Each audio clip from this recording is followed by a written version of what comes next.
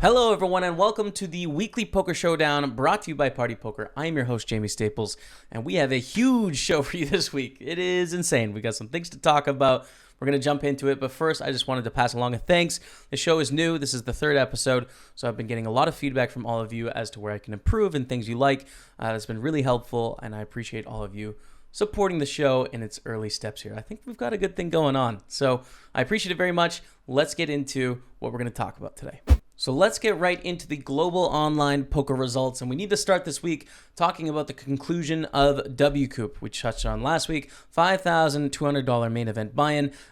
We got down to a final table of 9. Everyone was guaranteed $111,000 for making the final 9, with the champion taking home $1.66 million. Now, Twitch streamer Fint in Hand, Easy with Aces on Twitch, fell a little bit short of that final table, with still a very good run though. And him, as well as Tonka P on Twitch, or Parker Talbot, ended up co-casting that final table, which was really cool. Great stream, guys. The winner ended up being Big Blind Bets from the UK, who did win that $1.6 million and the title. So, it's an amazing event. Even though I'm working with Party Poker, hats off to PokerStars on the W-Coup main event. Very entertaining tournament to watch, and a huge congrats to Big Blind Bets on the win, the $1.6 million. That's got to feel good. Okay, let's continue on with some of the other results. I'll move to the Sunday wrap-up. So the $2,100 Gladiator on Party Poker this weekend saw the player Don't Do It win the event for $51,000. I'm pretty sure I put in more than $2,100 in satellites trying to get into the event, which I failed at getting into. So a bit of a fail from me, but hopefully I can get in there and challenge Don't Do It next Sunday. The $320 version had a nice 854 entrants this week. The winner was Nagraniek, who won $39,000 for their effort. Congratulations. So Monster Series is also beginning this week. The buy-ins are from $27 all the way down to 11 cents. That's right. It is a series for the everyday poker player. You don't have to have a massive bankroll to participate in this one. So I think it's going to be pretty fun and useful for a lot of you watching. I would be remiss if I didn't shout out my own fiance today. I'm actually recording this very early in the morning. And the reason is she ran very deep in a $22 Monster Series. She ended up getting third place for $2,500, and I was sitting on the couch for about 3 or 4 hours watching her deep run. I have to say, it is very hard to watch someone you care about lead on so many flops. it hurts, but it seemed to just keep working, so maybe I'm learning something. All jokes aside, massive congrats, Rebecca, and keep it up. Okay, so that's going to be it for the poker results this week. I want to wish you all the best of luck in Monster Series or whatever it is you're playing this week. And hopefully I'm going to find myself on this leaderboard when we do this next week. All right, good luck. For this week's strategy section, I wanted to draw your attention to internal talk. Now, this is something that I can do very easily because I stream on Twitch, so everything I'm thinking I say out loud. So it's easy for me to do this, but it's sort of a thought experiment, and I picked out something that I was doing wrong this week, and maybe this will be useful to you. So we've all found ourselves in the spot. Let's say we're 3 hours into a tournament. There's 35 left. We have ace-4 in the big blind, and we have 13 big blinds, right? And the small blind moves all in. We found ourselves in this spot. And often what I will say on my stream is, we have to call here. Now, why is that? That doesn't make very much sense. What do you mean we have to call? Now, of course, we should call, right? This is going to be a profitable play in the long run. But why do I phrase it, we have to call? I think saying we have to sort of exposes a little bit of pessimism, a little bit of not understanding the variance associated with poker. Because, of course, we're calling expecting this to be a profitable thing in the long run. Every move we're making in poker is either something we expect to make us money in the long run, or it's zero EV, which means it's neutral, which is folding, right? So when we are making a decision to make a call all in for our life, it's really we get to, right? We get to call here because this is going to make us money. It doesn't make any sense to be, we have to make money in this spot, right? You would never say, oh, we have to get our paycheck. Like, we get to get our paycheck. So that to me exposes something in my mind of like, you need to have a slightly more positive outlook on the variance you're going to place, and maybe a more realistic expectation of what poker is like, that you found a profitable spot and you don't feel great about it, right? So two sort of takeaway points for those of you at home from my mistake that I've learned. Take some time to talk out your poker decisions. I'm not saying you have to stream, although I would encourage you to, because I think it really helps. But even just like talk through your decisions out loud at home. I know it's a little nerve-wracking if there's people around. Like, I remember thinking I was crazy when I first started doing this 8 years ago, but it really helps because you identify these moments where, okay, so I explained why I did this play, but that wasn't very clear. It was hard to think of that, and I didn't phrase it very well. Maybe you don't quite understand well enough, and it might be a point like, okay, I need to hone in on that to make sure I really know why I'm doing what I'm doing there. That's the first thing. And then the second thing is turn those have-tos into get-tos. There should be no reason for I have to call. It should be I get to call. And I think that will benefit me, and I think it'll benefit you as well. So hopefully those tips help, and best of luck on the felt. Hello, everyone. Today I have Ryan Schoonbaert joining me. This is a member of Party Poker Team Online, a guy I met, maybe 4 or 5 years ago, actually at a casino in Calgary, Alberta, which I was living at the time. So funny that we've sort of become colleagues several years down the road. Ryan, thanks for coming on the podcast. How you doing today? Good. Thank you so much for having me. Cheers, man. So yeah, as I mentioned, when I first met you, I was playing $1, $2 cash games, and this was at Stampede Casino in Calgary. And I thought I was a big boss. So what was that? Before it became Cowboys in the olden days? It might have been Cowboys at that point. I don't know. I forget. But either way, I was playing 1-2. I thought I was a big boss. I'd roll into the casino on the weekends with my, $3K in my pocket, like ready to grind. And I see you, Ryan, and you're always on the 2-5 game. Okay? Yeah. So my impression of you is this guy is an absolute beast. He's young. He's got stacks of thousands in front of him every time I see him. Who is this guy? I was intimidated of you for like years, Ryan. It's we've got an early start in the live poker, playing all the cash games in that. I was very fortunate to run well when I first started playing poker.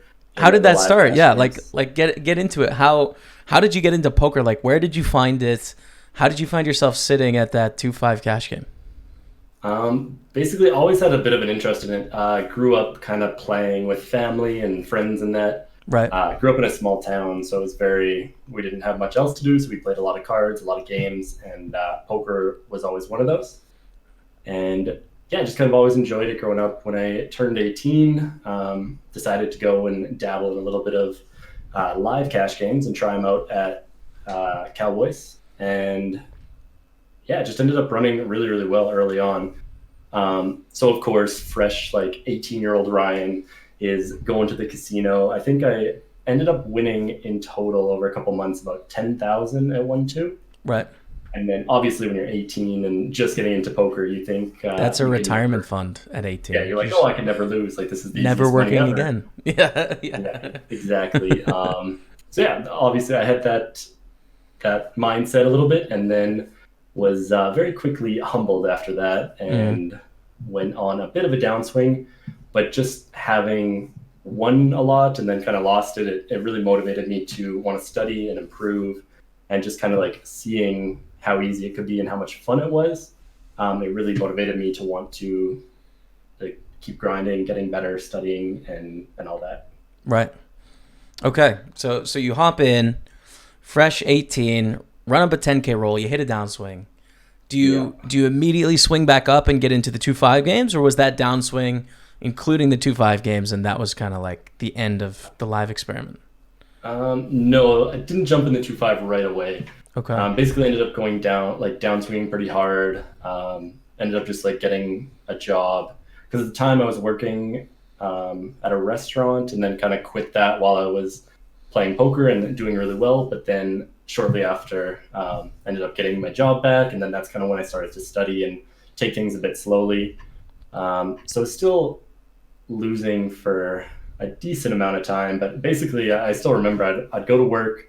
I'd work a long day. I had a couple friends that were interested in poker, and a lot of times I'd make some money from serving. Like I'd get tips in that, and we'd go to the casino after, and just like basically try and spin it up. Right. And so just kind of slowly started improving, getting better as I was losing. Was talking to some players that were better than me, getting some advice, putting in some time, and then slowly I kind of started to see myself winning more and more. And then just kind of came at a good time where Calgary's economy was really well.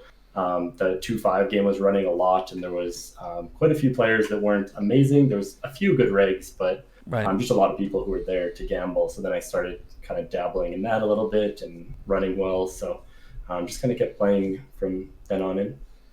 That's awesome, man. I never had the experience of being a server and then taking your tips and trying to spin it up. As a 9-year poker pro now, it seems like an amazing experience. Like that's gonna be so exhilarating. Like texting the friends and being like, all right, I'm off at 8 tonight. Like let's get some money together and let's go to the casino. And then we'd all drive down, spirits high, and then a lot of times we would end with the spirits not quite as high. But those few times you had the good sessions and ran up a huge roll or a big session, it was a lot of fun. And it just feels different at that point in your poker life as well. You know, like when you have a winning session early in your poker life, there's not quite a feeling like it, is there? It's just it's like amazing. Early on, you're not as desensitized to it. The longer you play poker, the more you kind of become desensitized to the wins and the losses. So I still remember always going, like, the wins you would just be on an ultimate high, and then the times where you'd lose, it was just like the opposite, where you'd be more affected by it. But overall it was a lot of fun. For sure. Something I have to say. So when I would see you at that casino, I always thought you had the best table presence. Because my impression was when you were sitting there that you had zero nerves and that you'd been there forever and you were ready to put all your chips in at any moment. Like, you gave me that sense when I was playing with you. So I don't know if you developed that over time, or is that how you were feeling? Like somewhat developed over time. Like the first little bit I was nervous, but just kind of playing in that. And I don't know, I've always been a little bit desensitized to it, where the wins and losses don't really affect me as much. And in the moment I can kind of separate myself. So if I was confident in a play, I would make it. And so I wouldn't mind bluffing off a stack if I had to, stuff like that. I was definitely playing overly aggressive at times. Like as I've kind of started to learn more over the years, I was a little wild back in the day for sure. But I always tracked my results, had some very solid results in the poker.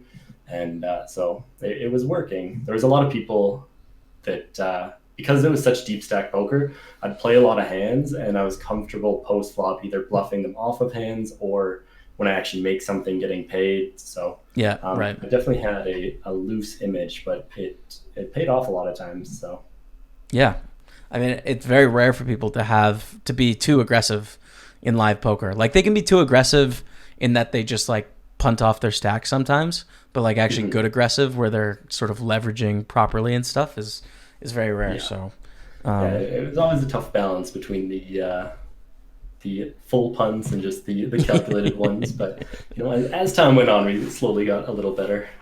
Well, it's hard to even describe like what is a punt and what is a good bluff, like, because they look very similar. And in the moment, like, you don't get as many hands live. Like, it's very, like, a lot of times you make it through and you're like, oh man, that was the best bluff ever, and then like next time you get snapped off, and it could be a very similar situation, but just because you get called, you're like, oh man, what a punt! Like, why did I do that? The results are into whether it's a punt or the best bluff you've ever made. Yeah, absolutely. So as I mentioned off the start of our chat here, you are now a member of Party Poker Team Online. So obviously your focus is not the 2-5 games at Cowboys Casino anymore. So what was the transition from playing those live games to hopping online and starting up on Twitch?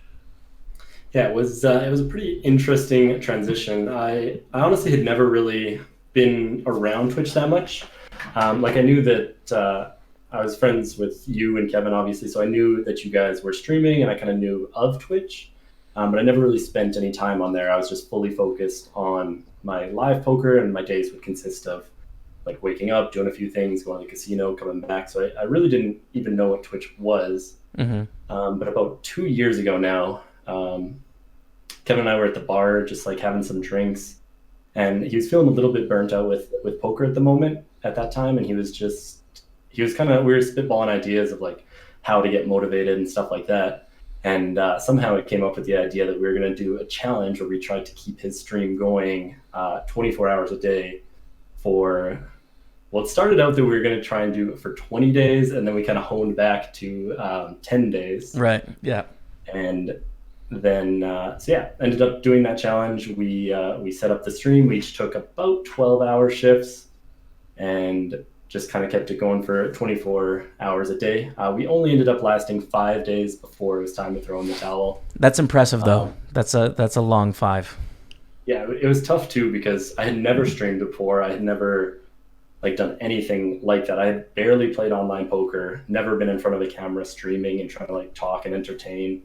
And it was tough to get thrown in. And then I was streaming 12 to 14 hour days sometimes if Kevin was a little tired. So to just be thrown into that for 5 days straight, it was a very interesting experience, but just kind of fell in love with Twitch from that point forward. I think it helped having access to Kevin's big channel right away, where this chat was active. I was having a lot of fun. I met a lot of cool people in those 5 days. Yeah, right. So yeah, it was just. This is such a Kevin Martin story, by the way. These things only happen when you are around Kevin. Yeah. I don't know if you remember his stream where he invited the canvassers in from outside.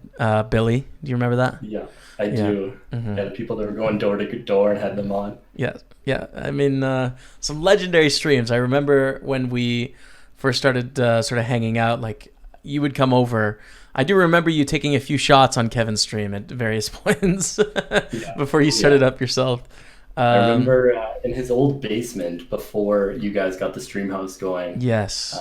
He had the tilt meter, the bad beat bed. And the shave, right? He had the beard until he won a tournament. Oh, yeah. Yep. Yeah, he wouldn't shave and he'd have the counter of days since his last win. Mm-hmm. And that was the start of Drunk Fridays. That was a mess. I remember one stream where there was 4 times that someone got sick in a stream. I was just like, well, this is a little out of control. But it was bad. We didn't really know. It was every time you get ace shot, and every time you flop a straight or flop 2 pair, you finish your beer, stuff like that. Yeah. And then when he's multi-tabling, it would be an hour or 2 in, and we'd just be done a big bottle of alcohol and a bunch of beer, and it got messy for sure. Yeah. So those didn't last too long until they went into retirement, but there was maybe 2 or 3 of them that existed. Those are the early days before it got serious, and we got sponsorships and started taking our job more seriously. It was it was the Wild West. Yeah, that was fun. So how are you liking it on Twitch now that you have your own channel? You're streaming. You're a part of our team here, Team Online. So how are you feeling it out on Twitch, and what do you think is the future of your channel? Where are you going with it? It's good. I'm having a lot of fun with it. Again, fell in love ever since then, and I just kind of enjoy it more than live poker. When I play live poker, it's kind of lonely, where you go in, the session is you're kind of against everyone that you're sitting with. It's competitive, and it's not quite as nice of an environment. Mm-hmm. Whereas on Twitch, you don't really get to see the people you're playing with, and the people that you're interacting with are just those who are in your chat. And it's usually supportive. There's some really good people that you get to meet through it. So I love the aspect of just meeting all the people and kind of building a community where other people can come and just hang out, talk about hands, stuff like that, if they don't know a lot of people who play. So in terms of the future, just going to keep trying to improve in that. I'm kind of at the smaller to mid-stake tournaments right now. Have been trying out some different things, been playing a little bit of PLO cash, been playing some MTTs, just kind of feeling out where I have the most fun. But essentially I just want to keep studying, keep getting a lot better, and continue to move up the stakes and build be a tight-knit community. Yeah. Great, man. That sounds good. So you touched on Omaha Cash a little bit there. I know we were talking, you playing a bit of Fast Forward. You just got finished a Monster Series session, I'm pretty sure. And deep running something, right? You had a good result today? I had a few deep runs, yeah. I've got a lot of top 30, 20, like top 20, top 30 finishes when there's like a couple thousand people in there, but still trying to get those trophies and final tables under my belt for the Monster Series. But, yeah. It's early days. We're recording this on Monday night, so we got time. Yeah, exactly. Day 2, so we still have the full week to get some more. Yeah. So mixed games, that's something that you've played quite a bit over the last like year and a half or so, and people kind of know your channel through that. Obviously, you joined up with us on Party Poker, so the mixed games we have access to are Omaha and Omaha High-Low. You know, we don't have Raz yet or stud games or anything like that. Or we do have stud, don't we? But no tournaments.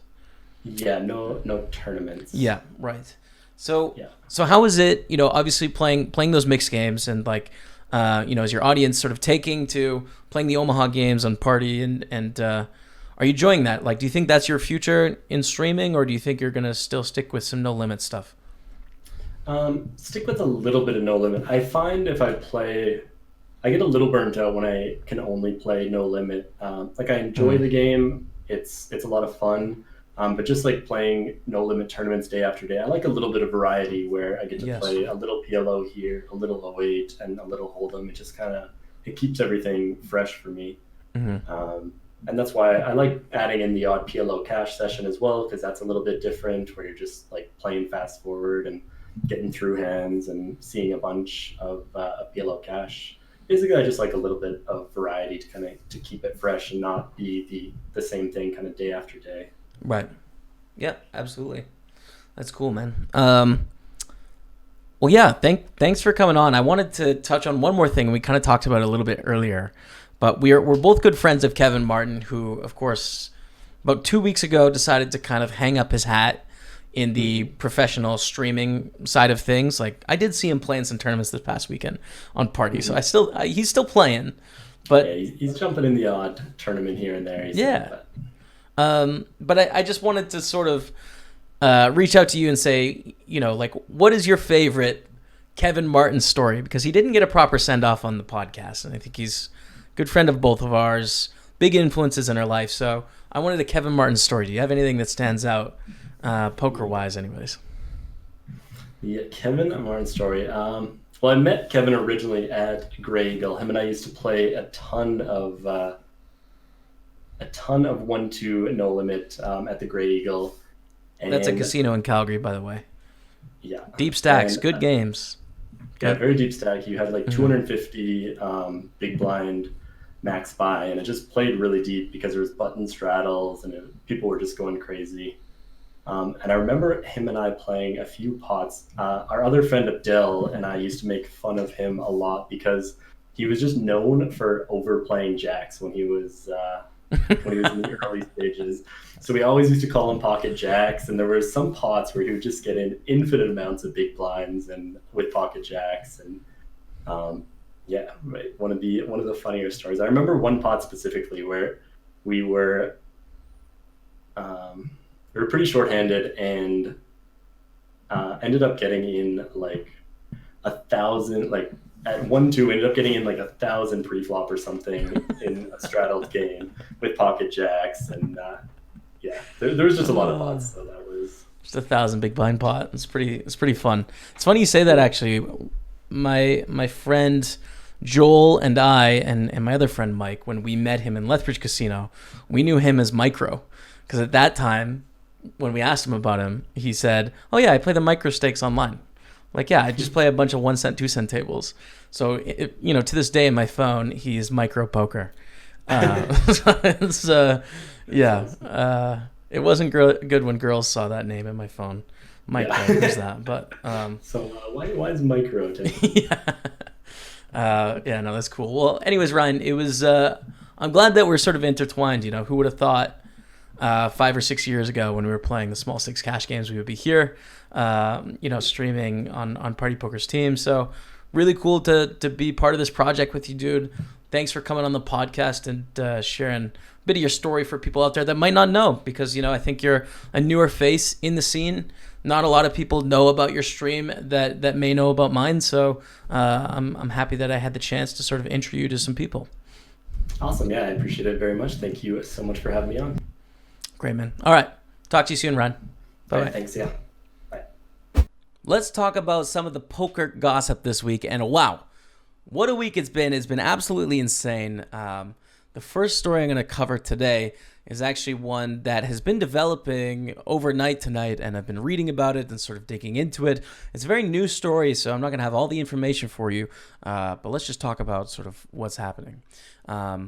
So there's a thread on the 2plus2 poker forums, as well as Reddit Poker, as well as all over Twitter, talking about very suspicious behavior on some of the Stones poker live streams. Mike Postol is one of the players that is being accused of perhaps doing something that isn't allowed, or cheating, I guess, if we're going to put it on Front Street. Again, these are just allegations at this point. So my first impression when I heard this was, this is someone, you know, whining about running bad. Because as a streamer, you know, I get it all the time of people blaming their bad luck or their bad play on the site or on other players or on groups of people. So I was thinking it was one of those. But then when I started watching some of the hands in question, when I started reading some of the thread, it became a little bit more suspicious and clear, like, okay, maybe something's going on here. This is a little bit weird. You know, trolling through Twitter as well, I've seen Scott Seaver, Chris Kruk, Potheosis, Hilera Bob, Vulgaris. I can never say your name correctly. I'm really sorry. Someone please help me. How do I say that? Hilera Bob? Man, it's tough. I'm sorry. So these players sort of came out and saying that they think this person is cheating. There doesn't appear to be a single session on Stones Live where the guy has lost, and there's rough estimates that he's winning at 220 big blinds per 100 hands. So these are all allegations at this point. Some of the hands you can see out there on Twitter that people are talking about, very kind of suspicious looking hands, but I think it's important to note this guy is innocent until proven guilty. I don't want to start a witch hunt here or anything, but, you know, are we witnessing one of the greatest poker players of all time? Are we witnessing one of the greatest streaks of luck of all time? Or is this player cheating? We don't know. Clearly, someone's going to get to the bottom of it, and we're going to have to follow up next week as to what happens with this story. This week in Poker Gossip, we heard some bad news for the industry. Microgaming Poker Network is closing its virtual doors in 2020. John Coleman, the CEO of Microgaming, had the following to say: "The network model no longer fits our strategic vision for poker, and this is the right time to announce the closure as we focus on redistributing key resources and personnel across the business, while the network entertainment experience is leading the way with world-class gaming content. Ultimately, this move will help the business to achieve the vision as we follow a new strategic direction for the vertical, details which will be revealed in due course." So if you have accounts on Microgaming, you know, important to note that they are closing up in 2020. So empty those balances if you have any money hanging in there. It's sad to see another operator leave the business. You know, I work with Party Poker, so again, you know, I'm hoping for Party Poker's success, but I recognize competition is really good, right? As well as like a thriving industry with a lot of people competing. So it's sad to see that, but there is some open-ended language here in this comment. You know, quote, "While the network is closing, this is not the end for poker at Microgaming," end quote. So what does that mean? Is this a new product, or is it a single skin, or is it a different game entirely that the CEO is calling poker but isn't going to really be poker? Like, no one really knows. Time will tell. So that's where we're going to leave this story, and we'll follow up when we have more news. And the last story I have for you today, a little bit of poker gossip, is I don't know what to think about this. This is weird. An $88 million all-in Prague tournament has been announced. What? 88 million? What? Too good to be true? I don't know. We're going to find out. Let's think about it a little bit. Let's talk about it. So no one in the industry seems to know very much about this tournament. The event is scheduled to run October 8th to 13th. There's an informational video that came out sort of announcing some of the details. What's also very interesting is that this is not proposed to be hosted at the King's Casino in the Czech Republic, which is, what you first think of when you think of Czech poker is the King's Casino, right? And Leon. But this doesn't appear to be in collaboration with him at all. So it's a 50,000 euro entry, building an 88 million euro prize pool with satellites from as little as €8. Where those satellites are is not clear yet. The 88 million euro prize pool also does not have the word guarantee attached to it. So is that something that is for sure going to happen, or this is what we'd like to happen? Also, with the venue, there's a video presenting the tournament with like a 3D model of the venue, of what it'll look like inside and sort of what it looks like outside. But if you go on Google Street View, it showcases something very different of a venue that is still under construction and not nearly sort of where it needs to be to host such a huge tournament. So, it is still a year out. I obviously would love for this to be a thing, but I have more questions after looking into it than what I started with. So I hope it happens.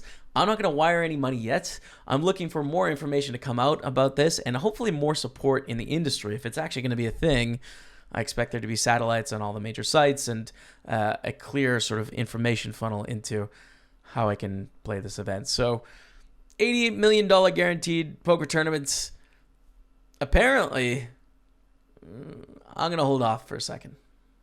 Hero of the Week. So our first ever Hero of the Week was Jaime Ho at MicMacLife on Twitter. So he was representing the podcast this week in the $320 Gladiator. I'm happy to say he did snag a bounty for $79, but unfortunately fell short of the cash, finishing the event in, where was it? 154th. So Jaime Ho, congratulations on the run. I know this was like a bigger tournament than you normally play, so awesome at least to get a bounty. Hopefully that helps with the bankroll, and thanks for being the first ever Poker Hero of the Week. Can I get some claps, some virtual claps out there for Jaime? So now we have a new winner that's going to represent us on this Sunday. The winner of last week's guess was Ivan Black, who goes by @KotProstoy on Twitter, KotProstoy. Their guess was 1,899 entrants. This was into the $55 Gladiator. Now, no one was even close. The entrants were 2,401, but this was the closest guess. So you are going to get that $320 Gladiator ticket for this Sunday. You are our Hero of the Week. If you guys are listening to this, make sure you root them on if you have the Party Poker client open. And I hope you go all the way, man, and you get second place, because I want to win it myself. I'm not going to lie. I hope you get second. But I believe in you. You can do it. So for this week's competition, for this week's Hero of the Week, we're going to do something a little bit different than we've done for the first 2 weeks. It's not really a skill testing question. Party Poker Pro John Duffy tweeted out this photo. I don't know about all of you, but I'm very inspired seeing this sort of bath setup that we got going on here. So we thought about using the hashtag JSBathTime. Hashtag JSBathTime. Send along your creative pictures for the most unusual places you play poker. Now, I want to make a note here. Please don't risk your personal health and or electrocution. Like Mr. Duffy here, okay? Stay safe out there. We're going to select a winner next week. Remember to tweet your entry with the hashtag JSBathTime. I can honestly say I've never played poker in the bath before. That's a first for me. I've never seen that, but there you go. This week for live poker results, well, we don't really have much. Apparently not a lot of tournaments going on in the poker world this week. Apologies if I missed any results, but I can preview a little bit of what's happening, and there's a really great event I want to touch on that is happening right away here, and that is the Devilfish Cup. So Party Poker Live and WPT are hosting this Devilfish Cup at Dusk Till Dawn Casino in honor of Party Poker's friend Dave Elliott. So it's a $1 million guaranteed tournament with a $5,000 buy-in from September 30th until October 2nd.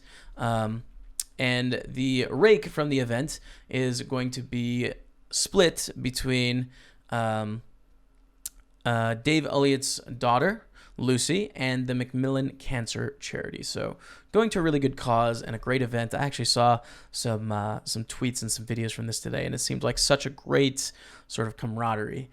Something that I've come to learn about the UK, of this like this togetherness. You could really feel it there as people came to sort of pay respects and play a poker tournament for a good cause. So I think pretty awesome of the WPT and Dust Till Dawn to sort of pull this together and put this on. So that's going on this week, as well as there is the WPT at Dust Till Dawn. This is only one of the many events that are going on this week. So the main event is happening as of right now.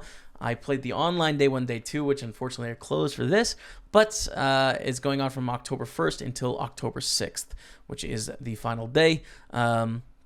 There's all sorts of events as well, like a WPT Deep Stack, 500,000 guaranteed with a $1,500 buy-in. That's going on from October 4th until October 7th. So lots going on at Dust Till Dawn Casino in Nottingham. If you're in this part of the world, might be worth checking out. And finally, we're going to get to the live hand review, which I got a lot of feedback that this is most people's favorite segment, which is exciting for me because I love looking at these hands and sort of breaking them down and thinking about them. So happy to do more live hand reviews. And we have a great one today with the legend Mike Sexton. So let's jump into it and sort of catch up on where we're at in the hand. Now, we're actually going to start up on the flop. We see Gaston bet on the dealer button, and Mike Sexton raise in the small blind. So we have to assume pre-flop. Eric went for the raise. Gaston calls. Mike Sexton calls. And we go to a flop. Check, bet, raise.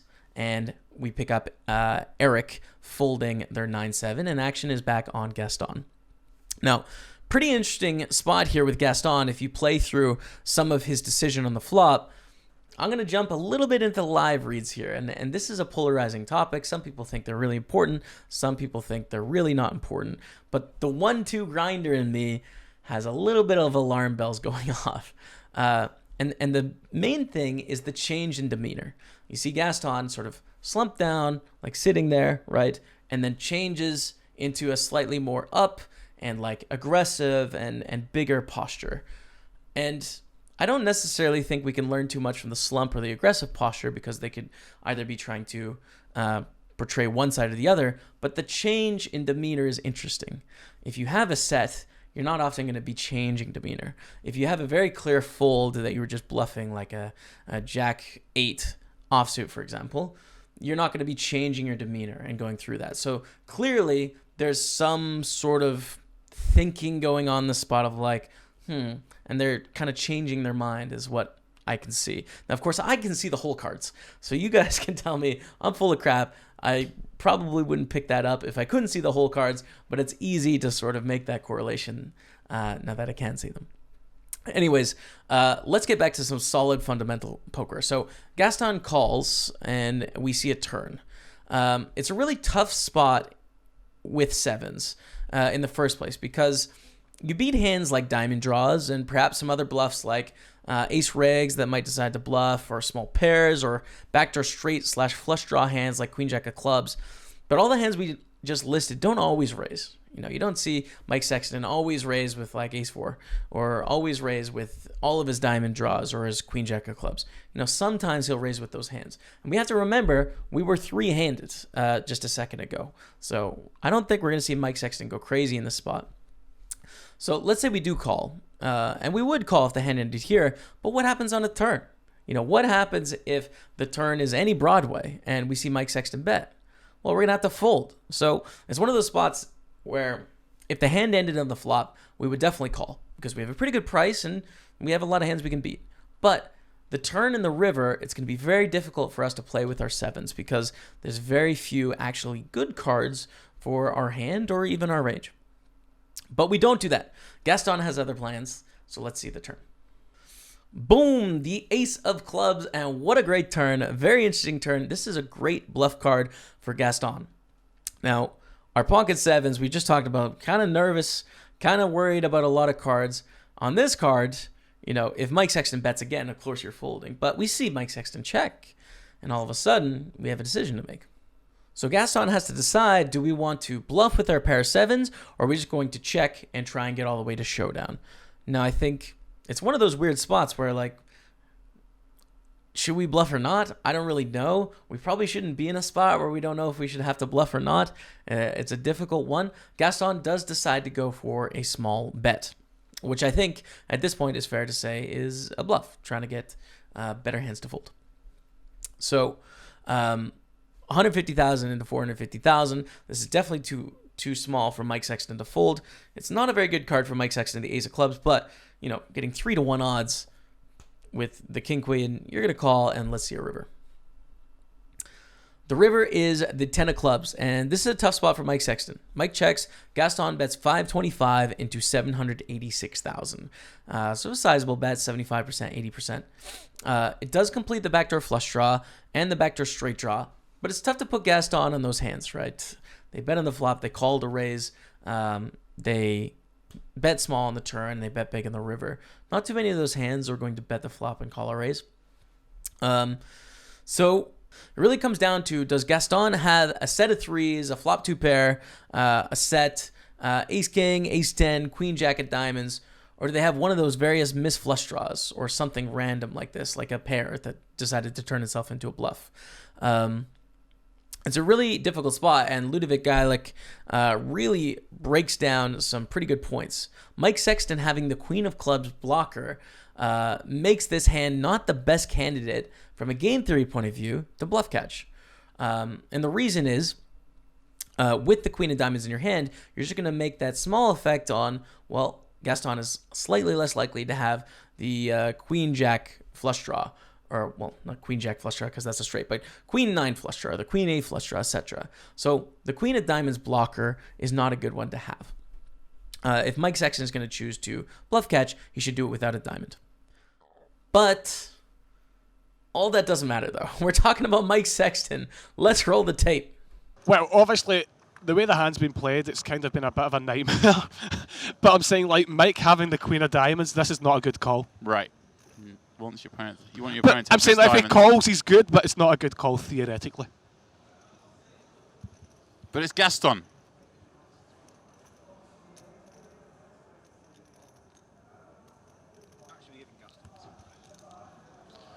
If Mike finds the call here, phenomenal.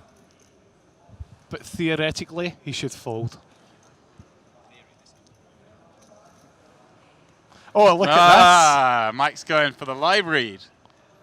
He's went for a live read. I mean, this is one of these things, you sit here, you know what they got, so you look at a smile like that, and I think it's a nervous smile. That was a very nervous smile. It did look that way, but we know it's nervous because he's got sevens. Let's see if Mike can pick up on it. Hopefully he can and pick up this bluff.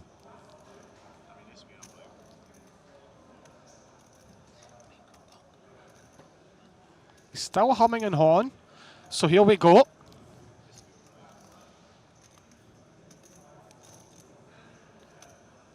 Would he really have a nervous one, a nervous face there? If he's only got 300k behind, it's not as if he's nervous about him shoving all in. It's only another 300. Right.